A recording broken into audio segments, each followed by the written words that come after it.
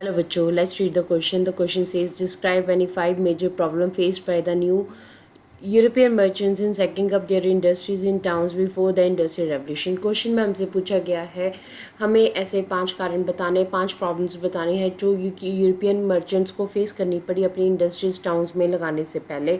Industrial revolution आने से पहले मर्चेंट्स को काफ़ी परेशानियों का सामना करना पड़ा, तो वो कौन सी परेशानियाँ थी उसके बारे में हमें बताना है। Let's see the answer. Answer says the following are the reasons which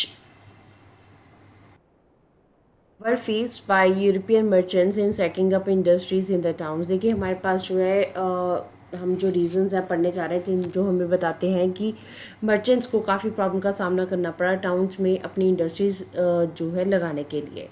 सबसे पहले तो due to the expansion of the world trade, ठीक है, वर्ल्ड ट्रेड क्या हुआ, उसकी एक्सपेंशन हो रही थी, वर्ल्ड ट्रेड काफ़ी ज़्यादा बढ़ रहा था। सो द मर्चेंट्स जो है they wanted to expand their production, merchants भी अपनी प्रोडक्शन को बढ़ाना चाहते थे। But trade and craft guilds जो है were very powerful in towns, पर टाउन्स में क्या था कि उनको प्रॉब्लम आ रही थी, क्योंकि यहाँ पे ट्रेड और क्राफ्ट के जो गिल्ड्स हैं, जो यूनियंस बनी हुई थी, वो बहुत ज़्यादा पावरफुल थी, जो इनको काम नहीं करने दे रही थी।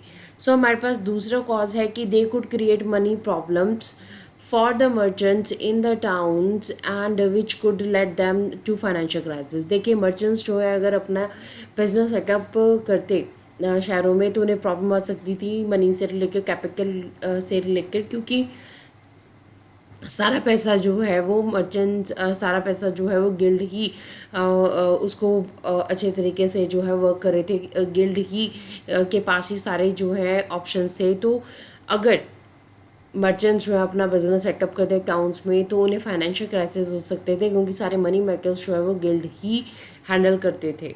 सो थर्ड वन है rulers had granted different guilds and the monopoly rights to produce and trade in specific products. देखिए अब रूलर्स ने भी उस टाइम पे क्या किया था, जो गिल्ड थे उनको मोनोपोली राइट्स दिए हुए थे, मतलब कुछ चीज़ें जो है स्पेसिफिकली उन्हें राइट दिया हुआ था प्रोड्यूस करने के लिए उन्हें, और स्पेसिफिक प्रोडक्ट्स जो हैं उनका ट्रेड करने के लिए। सो मर्चेंट्स जो हैं they were handicapped in the towns as they have to depended on the guilds. देखिए अब मर्चेंट्स क्या थे, वो तो बिल्कुल हैंडीकैप थे, मतलब वो कुछ नहीं कर सकते थे, क्योंकि मैक्सिमम पावर जो है वो गिल्ड के पास थी, रूलर्स ने भी दी हुई थी। अगर मर्चेंट्स किसी पावर्स की बात भी करते तो वो भी उन्हें नहीं मिल सकती थी। इस तरह से वो एक हैंडीकैप पर्सनस की तरह ही वहाँ पे काम जो है वो कर पाते अगर वो टाउन्स में अपना वर्क करते, क्योंकि उन्हें गिल्ड के अंडर रह के ही काम करना पड़ना था। सो ये भी उनके लिए एक नुकसान था। नेक्स्ट हमारे पास कॉज है कि गिल्ड से regulated the competition and prices, so merchants have to follow them.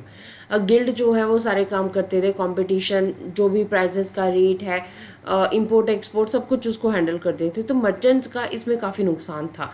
There was no benefit for the merchants के लिए तो इसमें कोई फ़ायदा ही नहीं था, क्योंकि उनका तो नुकसान हो रहा था, उनको गिल्ड के अकॉर्डिंगली चलना पड़ता था, प्राइसेस उनके अकॉर्डिंगली जो है उनको सेटअप करने पड़ने थे।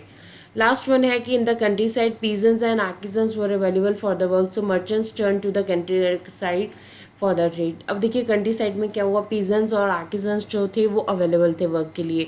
तो मर्चेंट्स को जब इतना पता था कि अगर वो कंट्री साइड में गांव की तरफ जाएंगे विलेज एरिया में तो उनके लिए वर्कर्स हैं वहाँ पर, तो शहरों में क्यों अपना जो है वो पैसा और टाइम ख़राब करे, जबकि शहरों में गिल्ड रिस्ट्रिक्शंस हैं, उनको काफ़ी प्रॉब्लम्स का सामना करना पड़ सकता है। इस वजह से उन्होंने सोचा कि हम कंट्री साइड में जाकर ही अपने ट्रेड को जो है बढ़ाते हैं, और मर्चेंट्स जो है इस तरह से इंटरनेशनल मार्केट के लिए प्रोड्यूस अब कंट्री साइड से करने लगे।